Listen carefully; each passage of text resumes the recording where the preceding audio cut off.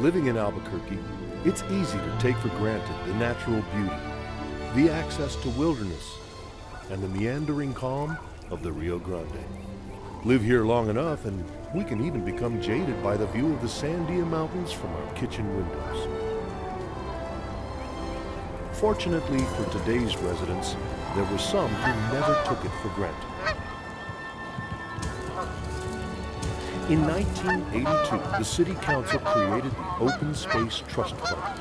2 years later, it established the Open Space Division within the Parks and Recreation Department, formally cementing its commitment to providing its citizens with recreational opportunities, encounters with nature, and a bit of solitude. It was the culmination of a process that has resulted in Albuquerque possessing more parkland per person than any city in the United States, leaving Duke City residents with plenty of room to roam.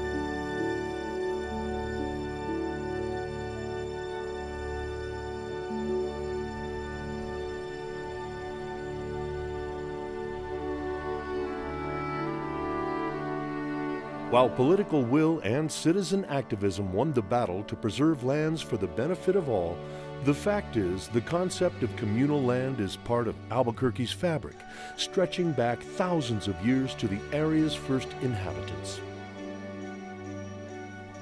It continued through the time of Spanish colonial settlers and into the early 20th century when park ranger and one-time Albuquerque resident Aldo Leopold launched what would eventually become the modern environmental movement. Environmental activism of the 1960s and 1970s would bring the issue to resolution.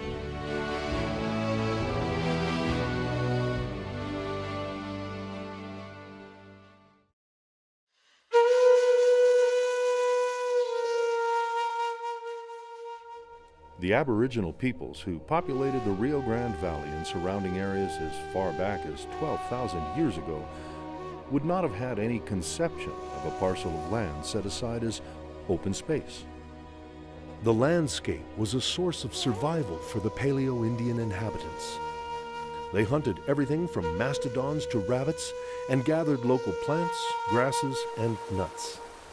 They camped near seasonal lakes or playas on top of the West Mesa to be near water. Life was fluid and property communal. Native Americans saw themselves as part of the ecosystem.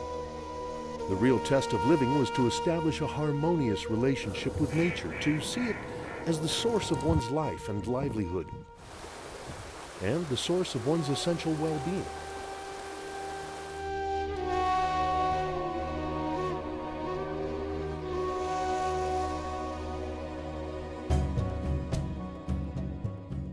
The Spanish settlers who colonized New Mexico brought with them a tradition of communal land use that manifested in the form of land grants, typically awarded as compensation for service to the king in settling the new territories.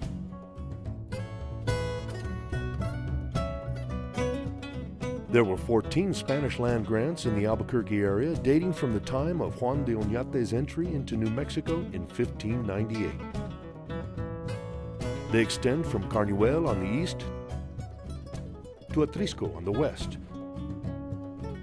to Pajarito on the south, and Alameda on the north. Although the grant lands were usually divided among settlers, some portion was set aside for community use. Because the survival of the settlers was paramount, one of the requirements was that the land grants had access to water, wood, and a grazing area, the building blocks of the agricultural society that dominated the area for generations. Hispanics still speak of querencia, a place where one feels safe, a place from which one draws strength of character.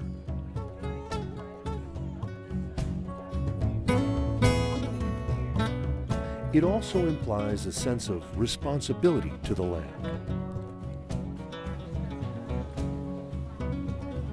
Perhaps the most well-known land grant in Albuquerque, the Elena Gallegos grant, was originally gifted to Diego Montoya, who had returned to New Mexico in 1693 to subdue the revolt and reclaim the territory for Spain. The original grant ran from the Rio Grande to the Sandia Mountains and from what is today Montgomery Boulevard north to Sandia Pueblo.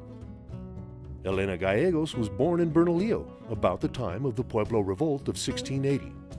Her family fled south after the revolt.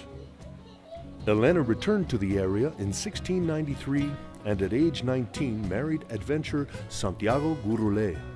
Santiago died in 1711, but the enterprising widow continued the family business, raising livestock.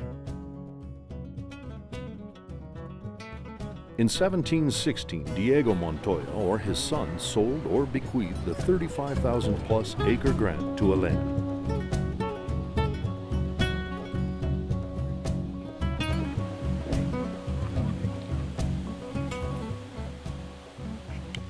After her death, the grant passed to her son, and after he died, it was parceled out among heirs. Some of the lands were sold, but the portion on the East Mesa and in the mountains was held and used in common. The heirs eventually lost the land due to unpaid taxes, however, and in 1934, Albuquerque rancher and Congressman Albert Sins bought a large portion of the land grant. When he died in 1964, he willed it to the Albuquerque Academy. The story of Elena Gallegos would have one more important chapter, however. Today, the legacy of the land grants is still apparent. Los Poblanos open space sits on a part of the original Elena Gallegos grant. A portion of the Petroglyph National Park lies on parts of the former Atrisco and Alameda land grants. Cottonwood Mall and the village of Corrales were built on sections of the original Alameda grant.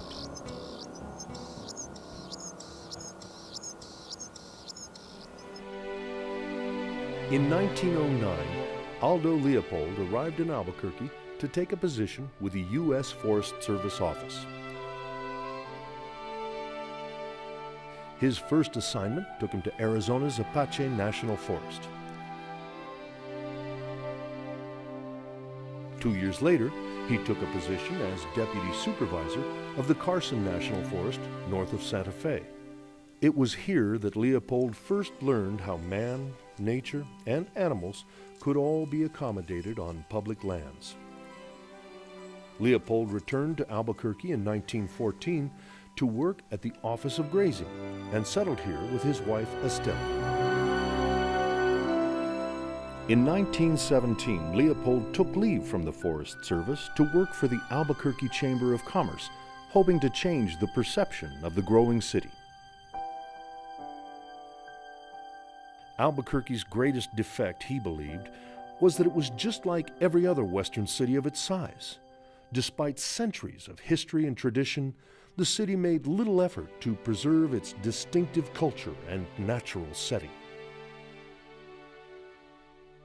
That same year, Leopold proposed a river park along the Rio Grande. He told an audience, "The average Albuquerque man, woman, or child is in need of a place within walking distance of the city where he can enjoy a breath of fresh air and a sight of a few trees, a few birds, and a little water." Leopold's practical side was backed by a deeply thought-out philosophy that in some ways harkened back to Native Americans.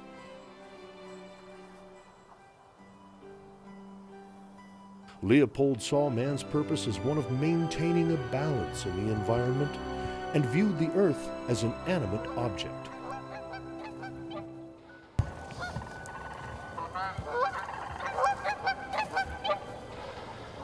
Leopold moved to Wisconsin in 1924, but he proved to be visionary. His idea for a river park became a reality when the Rio Grande Valley State Park was established in 1983. From his strong belief in the health of the land and its benefit to people, Leopold was able to generate a new land ethic. Albuquerque, New Mexico, and the nation owe a great debt to his far-sighted words and deeds.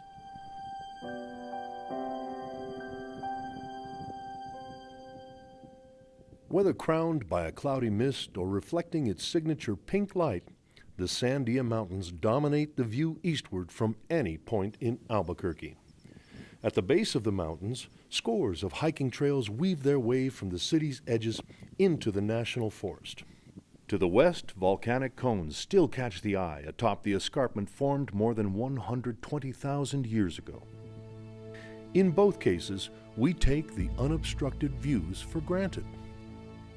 But without the foresight of open space advocates, the views and the access to wilderness might have been blighted by the sight of rooftops.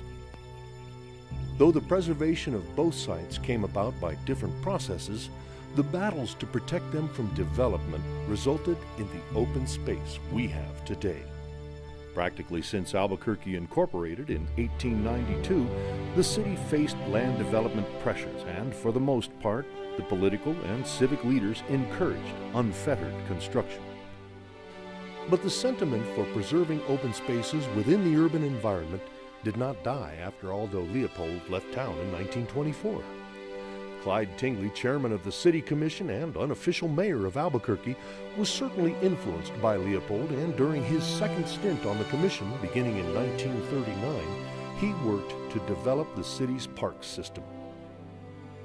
By 1948, the city's Public Works Department oversaw 21 parks and recreation areas.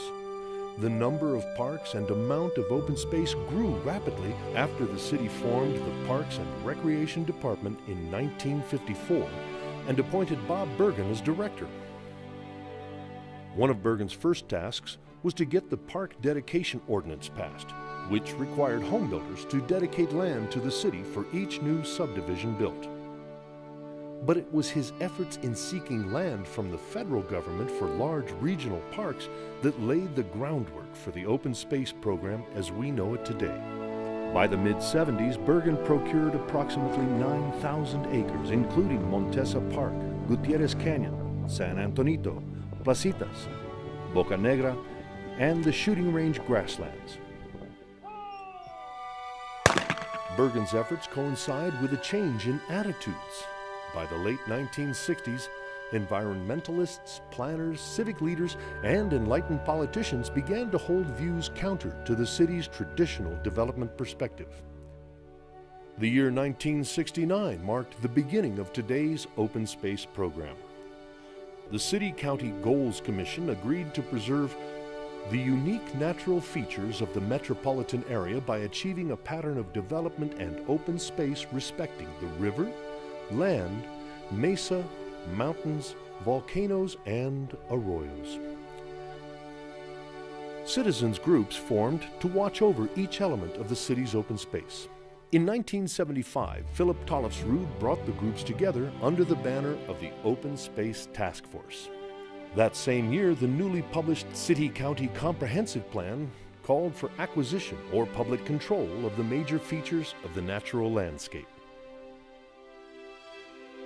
During the decade of the 1970s, the city successfully acquired land on the volcanic escarpment and in the Sandia foothills and a nature preserve adjacent to the Rio Grande. From 1973 to 1983, Albuquerque voters supported every local bond issue for open space acquisition. At first reluctant to back open space initiatives, two-term Mayor Harry Kinney soon became an outspoken proponent. Some of the greatest open space milestones were achieved under Kinney's administrations, including the purchases of the volcanoes, the Rio Grande Valley State Park, and the Elena Gallegos land grant. From the early 1970s, open space advocates had coveted the historic Elena Gallegos grant, a section that formed 1/4 of the city's Sandia Mountain backdrop. In 1980, talks about developing the land prompted the city to take out an option to buy the property, but a search for $26 million in federal funding proved fruitless. Fortunately, City Councilor Robert White had been working with the Open Space Task Force to come up with a solution, and in 1982, he drafted a bill to authorize a 1/4-cent tax for the purchase of open space. While White worked with the council to produce an acceptable version of the bill, the task force gathered some 15,000 signatures, urging the council to pass the 1/4-cent tax. A few months later, the council voted overwhelmingly in favor of the tax. The city completed the transaction in 1982, keeping 640 acres for the Elena Gallegos picnic area and Albert G. Sims Park, and trading more than 7,000 acres of the land grant to the U.S. Forest Service for surplus federal lands. The city sold the surplus lands and placed the proceeds in a permanent trust fund for open space management. The 7,000 acres in the foothills, now known as the Sandia Mountain Wilderness, became off-limits to development. In 1984, the city created the Open Space Division of the Parks and Recreation Department and appointed Rex Funk as its director. The Open Space Division could now focus on proper management and maintenance of open space lands. Citizens would face another critical challenge by the late 1980s as development encroached upon the escarpment and petroglyphs on Albuquerque's west side. The escarpment had long been recognized as a sacred place, and generations of Native Americans and Hispanic settlers commemorated that reality with a multitude of rock carvings. But developers and homeowners both had a stake in continued development. They filed numerous lawsuits against the city, but it successfully fended them off until the city council could pass a land use plan for the area in 1989.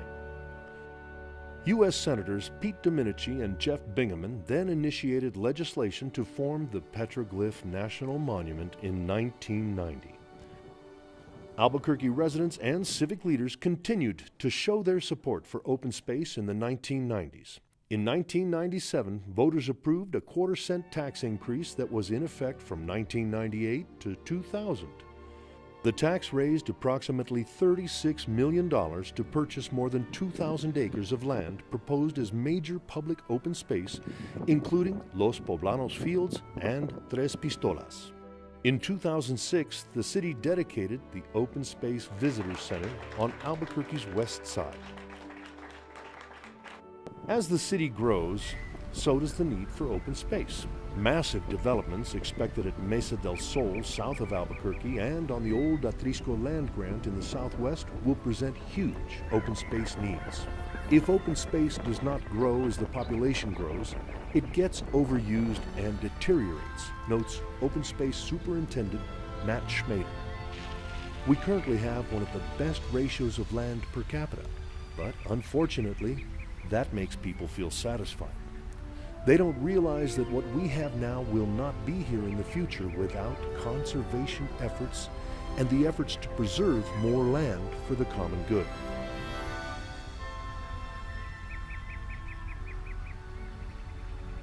Schmader said the message that needs to get out is that conservation is good for the community.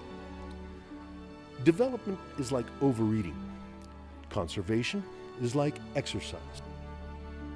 Schmader frames the narrative as a love story between the people and the land, and maintains that our sense of place has been shaped by how people acted out that love story. It's like a long marriage.